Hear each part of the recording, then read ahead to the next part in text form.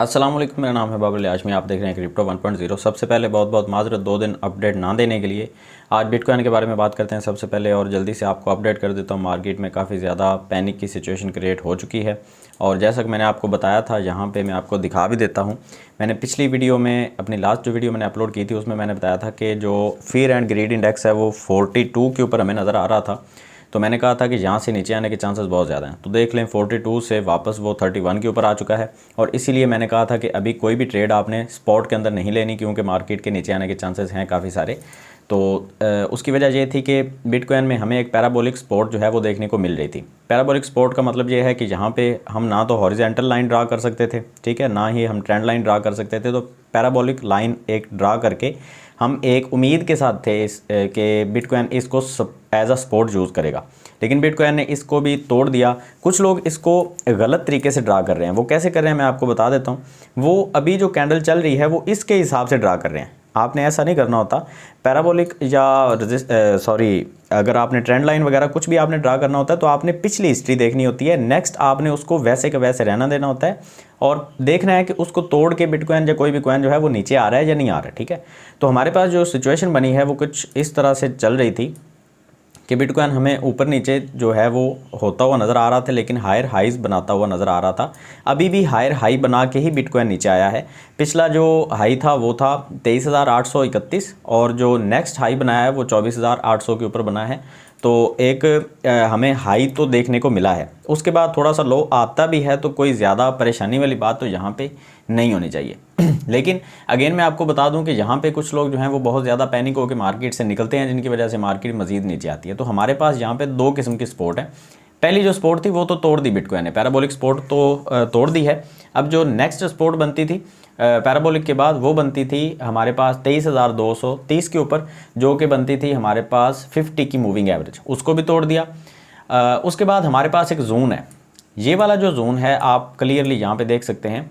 इस जोन को पहले भी बिटकॉइन जो है वो टेस्ट करके नीचे आ गया था, और इसको टेस्ट करके ऊपर भी चला गया था, ठीक है। तो हम डेली की कैंडल के ऊपर हैं, 4 आवर की कैंडल हम यूज़ नहीं कर रहे। उसकी वजह यह है कि आप जब जूम आउट करते हैं मार्केट को तो बड़े अच्छे तरीके से समझ आ जाती है।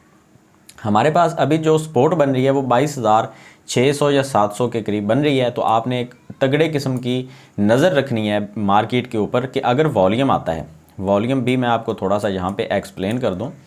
कभी भी बिटकॉइन या कोई भी कॉइन अगर बहुत कम वॉल्यूम के साथ होता है, तो वो मैं आपको यहाँ पे दिखा देता हूँ, आपको देख के ज़्यादा अच्छे तरीके से समझ आ जाएगी। अब ये देखें, यहाँ पे बिटकॉइन जो है वो जैसे जैसे नीचे आ रहा था तो वॉल्यूम जो है वो सेलिंग का वॉल्यूम बहुत इंक्रीज़ होता जा रहा था। लेकिन उसके बाद वॉल्यूम कम होता गया, ठीक है, लेकिन मार्केट ऊपर जाना शुरू हो गई। वॉल्यूम कम था लेकिन ग्रीन था, ठीक है। उसके बाद फिर से मार्केट जो है उसमें वॉल्यूम इंक्रीज़ हुआ, यहाँ पे आप देख सकते हैं। लेकिन क्या है कि मार्केट हमें काफ़ी ज़्यादा नीचे देखने को मिली। अब उसके बाद वॉल्यूम बहुत सारा आया, मिक्स वॉल्यूम आया, सेलिंग का भी बाइंग का भी, लेकिन मार्केट ऊपर ही गई और अपनी रेजिस्टेंस को तोड़ती गई। रेजिस्टेंस या सपोर्ट दोनों को तोड़ने के लिए वॉल्यूम हमें बहुत सारा चाहिए होता है। अभी देखें तो वॉल्यूम हमें डिक्रीज़ होता हुआ नज़र आ रहा है। यहाँ पे मैं आपको अगर एक लाइन ड्रा करके दिखा दूँ तो लाइन कुछ इस तरह से ड्रा हो रही है। तो वॉल्यूम हमें डेली की बेस पे डिक्रीज़ होता हुआ नज़र आ रहा है। तो इसका मतलब ये है कि जल्दी ही बिटकॉइन अपनी कोई सपोर्ट जो है वो ढूंढने की कोशिश करेगा। अब 1-2 सपोर्ट तो बिटकॉइन ऑलरेडी तोड़ चुका है, तो नेक्स्ट इसकी जो सपोर्ट बनेगी वो 22,700 के ऊपर बनेगी, और उसके नीचे हमें एक मूविंग एवरेज 20 की मूविंग एवरेज, जो बहुत मजबूत किस्म की सपोर्ट होती है, वो नज़र आ रही है। डेली के बेस के ऊपर हो सकता है बिटकॉइन इसको टेस्ट करे, या 4 आवर के टाइम फ्रेम के ऊपर हो सकता है एक विक लगे और यहाँ पे बहुत सारी बाइंग हो जाए, जिसकी वजह से बिटकॉइन ऊपर चला जाए, ये भी हो सकता है। और अगर इसको तोड़ के नीचे आता है 20 की मूविंग एवरेज को, तो आप ये लगा के रखें, ठीक है। आपने ये चार्ट जो है ये कॉपी करना है, सेम अपनी स्क्रीन के ऊपर आपने ऐसा चार्ट बनाना होता है, ठीक है, तभी आपको एनालिसिस की अच्छे तरीके से समझ आएगी। अगर इस जोन को तोड़ के, ये जोन बनता है तकरीबन 22,900 से लेके 22,600 के अंदर अंदर, ये एक जोन है। और अगर हम 2 आवर के या 1 आवर के टाइम फ्रेम के ऊपर आएंगे तो आपको नज़र आएगा कि बिटकॉइन इस जोन के अंदर ट्रेड पहले भी हो चुका है, ठीक है, इस जोन के अंदर अंदर, और दोबारा से इस जोन के अंदर दाखिल हो चुका है। अब ये भी हो सकता है कि कुछ घंटे या कुछ दिन बिटकॉइन जहाँ पे कंसोलिडेशन जोन में चले। ये सारी की सारी जो पॉसिबिलिटीज़ हैं वो सारी की सारी मैं आपके साथ शेयर कर रहा हूँ, ताकि आपको मार्केट में क्लियर पता चले कि आपने करना क्या है। अच्छा, अगर तो बिटकॉइन इस जोन को तोड़ के नीचे 20 की मूविंग एवरेज को एज अ सपोर्ट यूज़ करता है, तो आपने तैयार रहना ये बनती है 22,550 के ऊपर। अगर इसको भी तोड़ता है तो मज़ीद बिटकॉइन जो है वो फिर अपने इस जोन के अंदर आएगा। ये जोन जो है अगर आप देखें तो यहाँ पे इसका लो बनता है 21,500 और इसका इस जोन का हाई बनता है 21,800।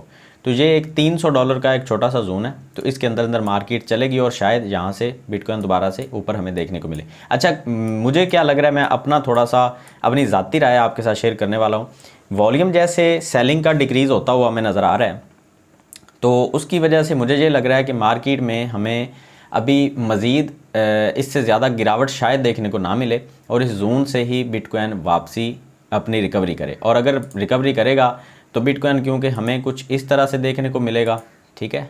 और इसकी जो नेक्स्ट रेजिस्टेंस बनेगी वो तकरीबन बनेगी, क्योंकि हायर हाइज बनाता जा रहा है ना, तो अगर हम उसके हिसाब से देखते हैं तो बिटकॉइन हमें कुछ इस तरह से देखने को मिलेगा, ठीक है। तो ये तकरीबन बनता है 26,500 के ऊपर और ये एक तगड़ी रेजिस्टेंस बनेगी, क्योंकि जहाँ पे हमें 100 की मूविंग एवरेज की लाइन वो भी एज अ रेजिस्टेंस नज़र आ रही है और एक हॉरिजेंटल लाइन भी हमें एज अ रेजिस्टेंस देखने को मिल रही है। उसकी वजह से मैं ये देख रहा हूँ कि बिटकॉइन अभी यहाँ से अगर ऊपर जाता भी है तो 26,500 या 26,600 के ऊपर बिटकॉइन जब जाएगा तो एक वीक लगेगी और वापस हम वहाँ पे शॉर्ट की पोजीशन ओपन कर सकते हैं, ठीक है। अच्छा, फ्यूचर ट्रेडिंग के हवाले से मैं आपको बताना चाहूँगा कि फ्यूचर ट्रेडिंग में काफ़ी सारे लोग जो हैं वो इस तरह की कंडीशन में वो लिक्विडेट हो जाते हैं। उसकी वजह क्या है मैं आपको थोड़ा सा यहाँ पे एक्सप्लेन कर दूँ। अगर आपने पोजीशन वगैरह ओपन करने का कोई सोचा हुआ है तो आपको थोड़ा सा अच्छे तरीके से गाइडेंस मिल जाएगी, ठीक है। अब होता क्या है, मैं यहाँ पर क्लियर करके आपको दिखाता हूँ, ठीक है।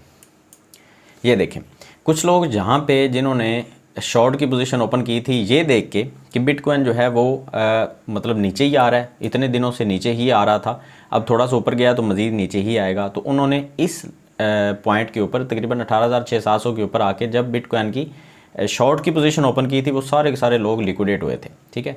उसके बाद जब बिटकॉइन ऊपर गया तो वहाँ पे कुछ लोगों ने शॉर्ट की पोजीशन ओपन की थी ये सोच के कि यहाँ से बिटकॉइन जो है लॉन्ग की पोजीशन ओपन की थी ये सोच के कि बिटकॉइन जो है अब एक नया हायर हाई बनाएगा।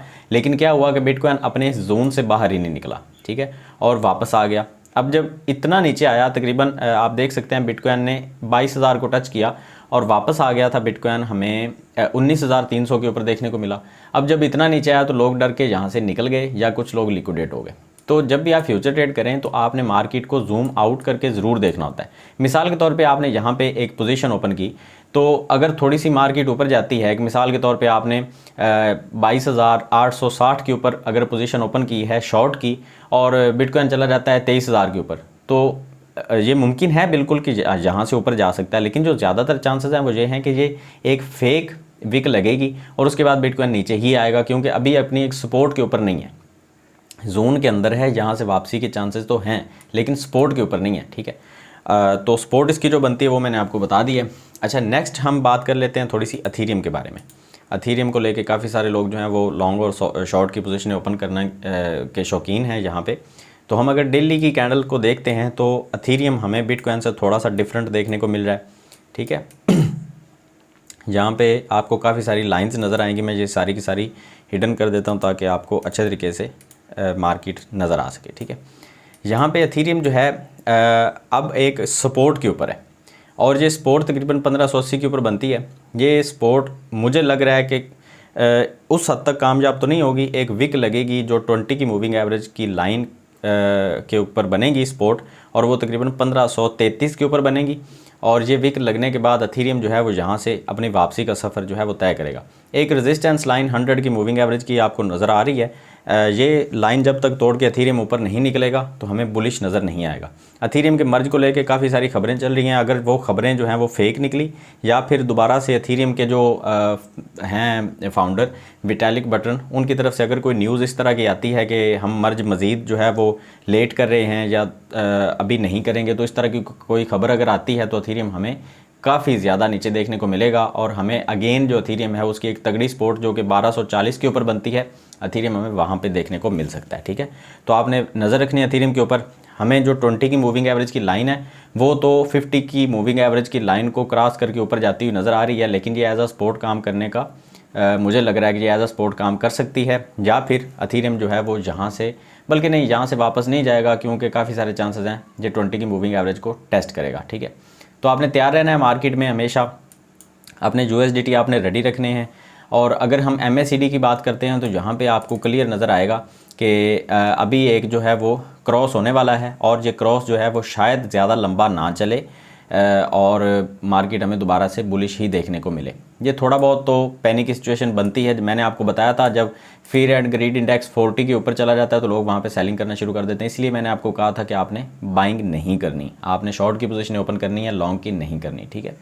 तो खैर अगर ये एनालिसिस आपको अच्छा लगा है या इसमें कुछ भी आपको सीखने को मिला है तो इस वीडियो को लाइक ज़रूर कीजिएगा। ज़्यादा डिटेल के साथ नहीं बना रहा, अभी भी काफ़ी ज़्यादा मसरूफ़ हूँ। जैसे ही फ्री होता हूँ तो काफ़ी सारे आल्ट कॉइन्स का भी आपको एनालिसिस करके दूंगा, लेकिन बिटकॉइन और इथेरियम जो है वो मार्केट को ड्राइव कर रहे हैं, उसकी वजह से ये दो एनालिसिस ही काफ़ी हैं आई थिंक, ठीक है। तो मिलते हैं नेक्स्ट वीडियो में, दो में याद रखिएगा। अल्लाह हाफिज़।